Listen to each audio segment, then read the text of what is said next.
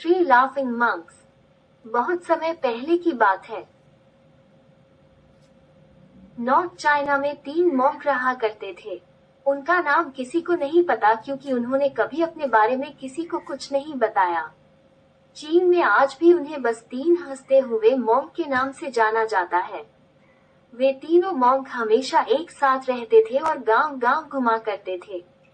वो जिस भी गांव में जाते, वहां के बाजार के बीचों बीच खड़े होकर जोर जोर से हंसना शुरू कर देते।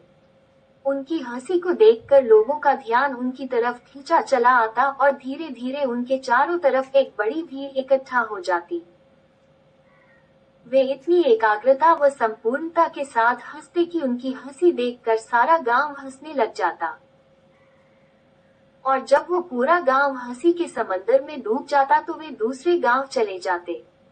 वे ना तो कुछ बोलते थे, ना ही कुछ उपदेश देते और ना ही कोई शिक्षा। वे जहां भी जाते अपनी हंसी से ऐसा माहौल बना देते कि लोग अपने सारे दुख दर्द भूलकर बस हंसने लग जाते। पूरे चाइना में उनके बारे में बातें होने लगी। जब भी उनसे उनका नाम पूछा जाता तो वो बस हंसते थे और इसी वजह से उनका नाम थ्री लाफिंग मंक्स पड़ गया। वो मॉन्क किस तरह से हंसते थे जैसे कि उन्होंने इस संसार खुशी को या भगवान के मजाक को समझ लिया हो और उन्होंने सिर्फ अपनी हंसी से पूरे चाइना में इतना आनंद फैलाया जितना आज से पहले कोई नहीं फैला पाया। पूरे चाइना में घूम घूम कर लोगों को हंसाते हुए समय के साथ वे तीनों बूढ़े हो गए और एक रात जब वे एक गांव में ठहरे हुए थे तो उन तीनों में से एक मॉन्क की मौत हो गई। ये खबर सुनकर पूरा गांव दुखी हो गया। गांव वाले को लगा कि शायद आज के दिन वो 2 मॉन्क जरूर रोएंगे और यही देखने के लिए हर कोई उनसे मिलने आया। जब सुबह हुई तो पूरा गांव इकट्ठा हुआ, लेकिन वो दोनों मॉन्क तीसरे मॉन्क की बॉडी के पास बैठकर जोर जोर से हंस रहे थे। ऐसी हंसी जैसी उन्होंने आज से पहले कभी न हंसी हो। गांव के कुछ लोगों ने उन्हें समझाने की कोशिश की कि यह आपका साथी था और इसकी मृत्यु पर आपको हंसना नहीं चाहिए। तब उस दिन पहली बार उन्होंने लोगों से बात की और कहा, हम हंस रहे हैं क्योंकि यह आदमी जीत गया है।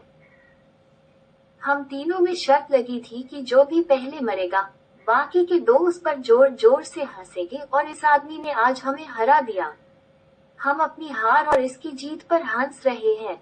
इसे अंतिम विदाई देने का इससे बेहतर तरीका और क्या हो सकता है।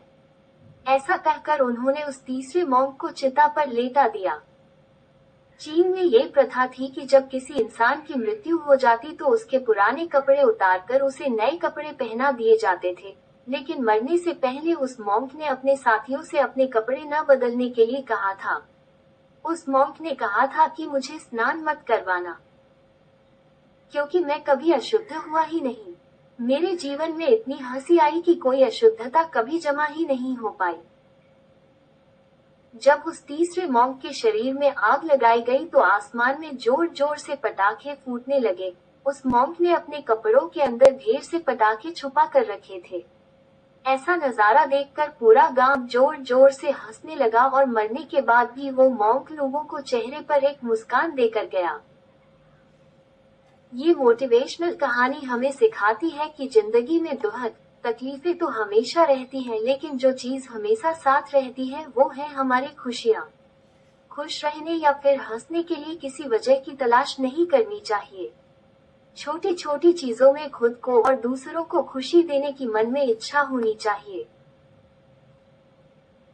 अपने दुखों को बांटना जितना जरूरी है उतना ही जरूरी है अपनी खुशियों को भी बांटना।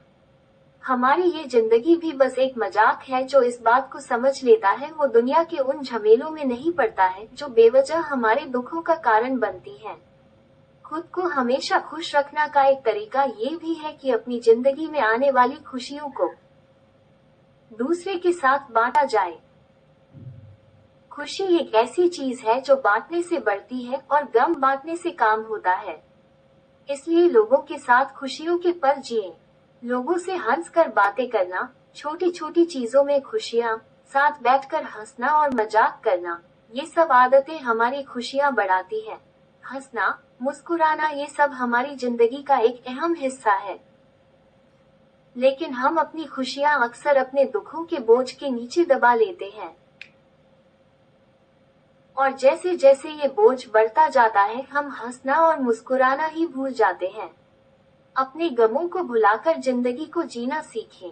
छोटी छोटी बातों में मुस्कुराना सीखें, क्यों जिंदगी खुशियों के सहारे अच्छी करती है, ना कि दुखों के सहारे। सो गाइस, जिंदगी में सुख की तलाश करो, हंसो और खुशियां बांटो। दुख तो जिंदगी का हिस्सा है, वो तो ना चाहकर भी आएगा।